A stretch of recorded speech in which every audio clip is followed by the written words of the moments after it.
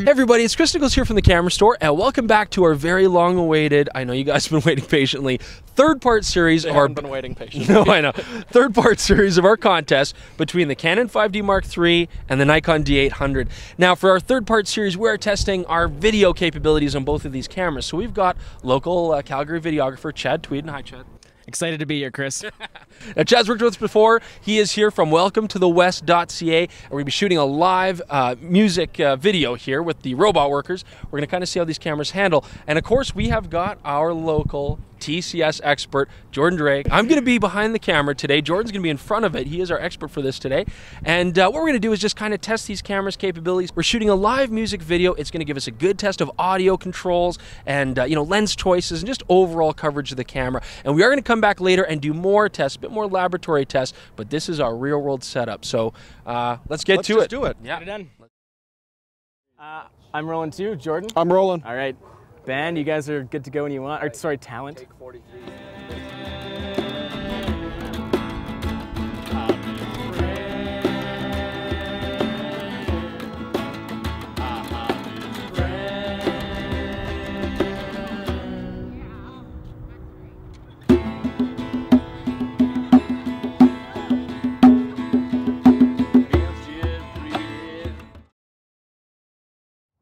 So that was the first take. How'd that go? It went really well. Yeah, that was good. I shot on the 18mm, and full frame, it is quite wide. Yeah, on a slider, I was thinking that's going to look a little interesting. Got a nice little movement. I was close enough to the drummer that kind of get a bit of a round him feeling. Okay. And yeah, it was right cool. on. I mean, you have an 18mm, so lots of depth of field. Yeah. Your job is just fantastic. Beautiful. I'm back there shooting detail shots with a 70-200. A full frame sensor. My depth of field's like nothing. One eye's in, one eye's out. It's everything I love about a full frame, and it's everything I hate about a full frame since we switched over to the AF100. It looks great, but it is tough to nail focus on the fly. And critical focus is important. And I'm not good at my job, so that made it even worse. See, it's odd. If you can see here, as soon as I zoom in to check focus, the refresh rate just drops right off, and it makes it really difficult to see anything. Every single time I've tried to zoom in to check my focus, I've hit the wrong button, and it's driving me crazy. And it's not just because I need to learn a new button that I'm upset about it, it's because I have to take my hand away from where it sits naturally. So when I'm operating, this is kind of the stance that I'm using. I don't know if you can see that. But now it requires me to take my hand out from under here and come over here to hit the zoom button, when all I had to do before was just use my thumb. And it may seem really small, but when you're in the flow and you're in the moment, you don't want to be screwed up by little things like buttons. So that's just my 2 cents. I have the exact same problem. I go in to focus my video. They moved it to the other side, so I've got to do the same thing. But I cleverly reprogrammed my set button here to be a quick punch-in focus. So I've solved this particular problem. I also solved it for Chad. He just doesn't know. I reprogrammed it to his set button, so it's actually a non-issue, but I really like watching him get flustered here. Thanks, Jordan. Thanks, appreciate that. All right, Jordan, so this next take here, I'm going to do some close-ups of hands and strings and all kinds of motion. And so because of that, I'm going to switch to all eye, which is going to allow me to capture better motion compression in the camera. Okay. Much bigger file size, much shorter runtime on the card, but it's going to be worth it. Okay, so you're going to get better motion on it. Absolutely. But that's it. Are you going to get color, anything? Same color, okay, but it's good color. Because I have a magical box. I'm going to turn my magical box on, and I'm going to be running a signal uncompressed right in here, 422 color space to my external recorder. No Canon does that. You got to buy a C300 to get that, which is 16 grand, and I've got it on my little D800 right now. So I'm getting way better compression on mine. Let's put your best against my best. See how much better my best is than yours. Let's do it. Let's see if you can find someone to hold that thing for you first. Jacket pocket. We really should have tested this. Always test your gear before you go out in the field and shoot That's something. A wonderful lesson, Chad. Jordan. Maybe just power it just the camera like off conked, and power it back on again. It conked out the whole camera when I plugged this thing in. It is magic. It's the black magic. Anti-magic, Can magically make you not work. Oh, there we go. Here we go. Okay, now I'm going to plug this in. No picture. Son of a... So it's getting really low light here, and we're just not going to wait for Jordan to figure out his black magic problem anymore. We're going to roll on this one. So let's do it, boys. You guys are you guys ready? Yes. Okay.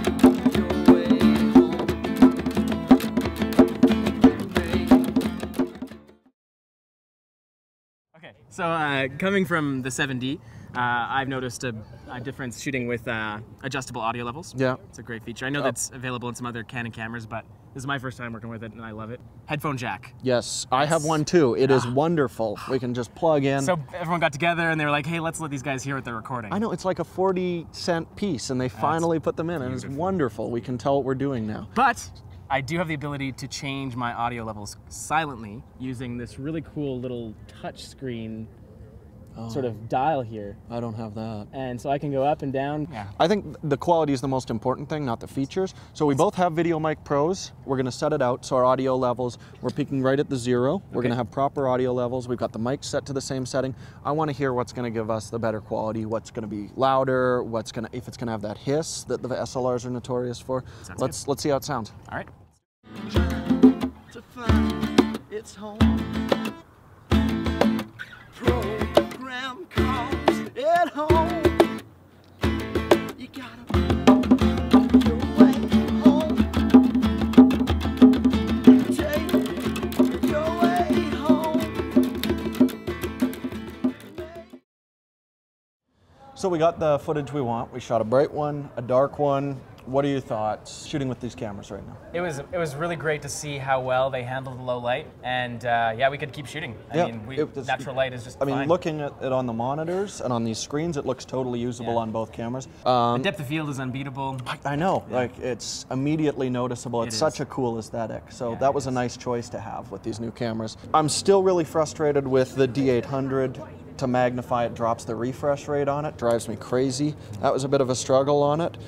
In terms of sound, they're both huge upgrades of what they had Being before. able to hear what you're recording. Actually getting a headphone jack, that couldn't have cost them anything, and it's in there. It's wonderful. Now you can adjust levels while you're shooting. Yeah, I don't have that. Cool. I don't have that available, and you get the awesome touchy twiddly thing. It's clear to me that they're going and they're making some more changes that are video friendly. So it's become part of their market now, and they're addressing those things, and that's great to see. On the complete opposite of that is where they moved the zoom buttons on these guys. But honestly, like, those are nitpicks. That's what's so great about this.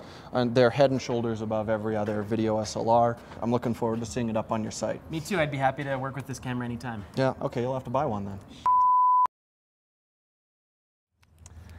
All right, so we're back for day 2 now. We had a pretty good shoot last night, didn't we? It went really well. The low light performance on both of them was excellent. Let us shoot well into the night, but you know, there's some stuff we weren't able to cover. Some stuff a little more technical I'd like to go through today. So. Absolutely. I mean, you know, stuff like resolution, you know, how these cameras just operate in a video quality kind of sense. Let's check it out. Let's get to it.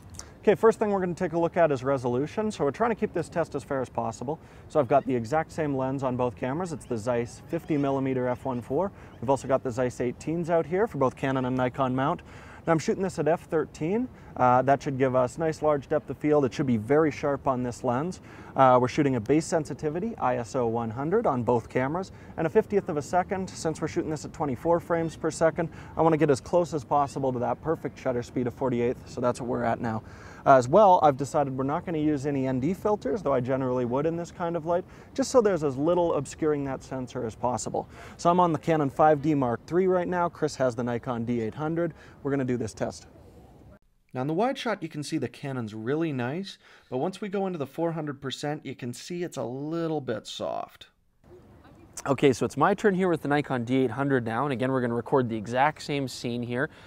Now, one thing that we did try to do last night was we tried to shoot on the Blackmagic Hyperdeck. Of course, as you saw, Jordan was not having very much success with that. There was unspeakable stuff said that we had to cut out of the video. It was terrible. So we are testing these cameras with just their native codec, 24 megabits per second here on the Nikon. And again, we don't have a lot of movement, and we should still get a very, very good resolution test here. Now, the Nikon files have a definite crispness to them, but you get weird colors and artifacts around things like those branches. Both side by side though, the Nikon sharper, no doubt. But the Canon sharpened here can be pushed further. The Nikon you don't want to push, it accentuates those artifacts. I would say the Canon's better because you can sharpen it and it looks great and clean. The Nikon gets nasty. All right, Jordan, let's take a look at the other night's shots and judge how these cameras handle the high ISO. Yeah, one thing I find really interesting, the Nikon's constantly brighter than the Canon, even with the exact same settings. Now, we'll let you folks judge for yourselves, but we did certainly find that the Canon just seems to handle noise better with its processing. The Nikon's great in low light, but as you get up to the higher ISOs, it does start to get a lot of color noise. Yeah, you can really see that color noise is going to be the issue there. Pattern noise isn't that obtrusive, but around the edge of the drum, you can really see the purple coming in there. Okay, next we're going to take a look at moire and aliasing tests. So we've switched over to the Zeiss 18mm, get a little distance from us and our subject. We've also put the camera on a bit of an angle, so that should definitely lead to some issues. We're going to try it out here. All right, so now it's my turn, and right off the bat, I do see a lot of aliasing right on the LCD screen. Now, that doesn't necessarily mean it's going to show up in the video, but it's not a great sign right off the bat. Also, you've got a lot of this repeating water pattern, just with, you know, the shimmering motion of the water, and I'm seeing a lot of it there too. So let's do our test and try it out. Now, Jordan and I are also going to shoot a few other setups, just see if we can challenge the cameras further for moire and kind of give it a bit more control over just one setup. So here we go. Now, the Nikon file does again look sharp, but we are getting some aliasing for sure. The steps, the water, you can definitely see it there. Yeah. Now, the Canon file is going to be softer, but it's clean. Yeah. Still, both cameras do a really, really good job. Hey, Jordan, I mean, looking at these shots here, we've got a tough pattern on the shoes, definitely. Very little difference. The Nikon might have a little bit of stuff going on in that fine pattern. Now, this is a tough test, too, because we're panning with movement with a lot of vertical lines. Both cameras actually did a great job, hey? Yeah, I was surprised, honestly. I thought the Nikon would fall apart here, but it's quite good. Little shimmering, though. A little bit of weird stuff in the bricks, but otherwise pretty good. All right, Jordan, so we've been through a lot of the main aspects of these cameras and what we liked about them, what we didn't like about them. So let's just go through and talk about how they handled them. I mean, what did you think, for example, shooting with the robot workers, handling between the two cameras? I mean, I was shooting with the Nikon, the zoom button. Right. You know, you really see that heavy lag as soon as you start to zoom in on the image, which makes it really tough, especially for that kind of fast-moving action is really difficult. I also noticed on the D800 using it, you know, metering is hard to do in video, right? I mean, it's not really giving you an easy way of checking sort of light levels. There's no levels on it, so I actually have to flip the mirror down and then look through the viewfinder and check it. Right, which is ridiculous. Really cumbersome. If I had a viewfinder attached, like a loop, it would be almost impossible. I'd have to remove it every time. Now, what about the Canon 5D Mark III? I mean, overall handling as a video camera? It's improved in a huge way. You can tell that Canon was upgrading a previously good video camera. It seems like a bunch of small alterations just to make it easier to shoot. I love the touchpad, you know, being able to silently change your settings. Works really, really well. Exactly. And I mean, literally no sound going through the camera. I know, no you can even movement just touch it with your finger and it'll adjust. It's Absolutely. really smartly designed. What's the general overview of image quality in video between the two cameras? And they're different cameras, that's the thing. They both have their strengths. The Nikon is clearly sharper right out of the camera at full quality, but that also gives us some of the limitations that brings. Low light is not nearly as good on the Nikon I was camera. surprised by that. Again, as we saw with our other two-part videos for stills, the Nikon D800 is excellent in low light in RAW, but Canon, when it comes to any sort of processing with JPEGs or video, does a better dominates. job. As well, all those pixels lead to the moire and the artifacting that we were seeing in some of those samples. Now, moire didn't seem to be too bad on the D800, but certainly aliasing, that was an issue. Definitely an issue in a few of those shots that we took. And the thing is, if it's a little bit soft, you can sharpen that video. But if you've got those issues, moire, aliasing, that's there. You know? You're not going to get rid of it without completely smoothing out the image to the point it's distracting. I think it'd be fair to say Canon seems to be processing their files a lot more. There's more software in the back end. The images don't have that native crispness, but we're getting rid of artifacts, we're getting rid of issues, you know, we're getting rid of any sort of aliasing, and at the same time, even with the processing, the Canon seems to be really easy to sharpen afterwards. Yes, where we tried to sharpen the Nikon and it just looks atrocious. If anything, it just enhances the artifacts that we already have. All of the limitations of this are brought up and you don't deal with any of the detriments. Okay, Jordan, what about audio between these two? Well, that was probably the biggest limitation of the last batch of SLRs. You know, the D7000, all the Canons, terrible audio. Horrible abomination when it first came out. An abomination is exactly the right word for how those cameras were. Right. So big upgrade. We get a nice preamp on it, and most importantly, we finally get a headphone jack on these so we can hear what's going on. You know, it's so important to be able to reference that. I mean, if we click these here, like if we boom, boom, boom, for those, ouch. If we didn't have a headphone jack on it, you'd have no idea that the audio just till it was there. Too late. It's important to have that. What about one of the coolest things between the D800 and the Canon 5D Mark III? The uncompressed line out from the HDMI port is a wonderful feature Right. if it functions for you. Which we could not get to work did today. not work for me with my hyperdeck shuttle. But Now, is it a big deal? What are we going to gain? what you're gaining is more room to play with those files in post, essentially. It's more color information, you know, slightly better motion compression, but it's marginal from what I've seen. I mean, because it's competition, the difference is minor, but honestly, the Canon 5D Mark III can push 90 megabytes per second in camera, which is easy. It's easy to set up. Yeah. Both very respectable cameras. If I were to compare the Nikon to any previous DSLR, I'd say this is head and shoulders the best one to be released. But with the 5D Mark III out there, we got the best one ever to be released and a slightly better video camera in that for most applications.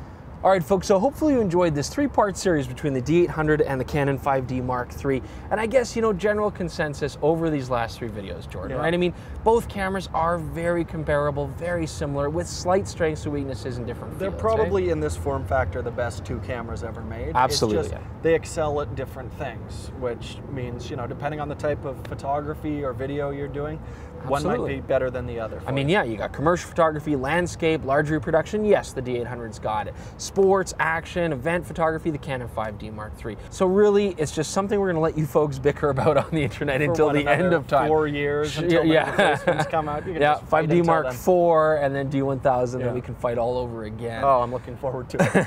Now, of course, for our last video, we should also thank, of course, Chad Tweten for coming out and helping us out, and the Robot Workers for letting us shoot a video for them there. And if you do want to see that complete video, which I know you do, check out welcometothe.west.ca, Chad Tweeden's website, and you can see that music video in full. Yeah, thanks so much, guys. Thank you.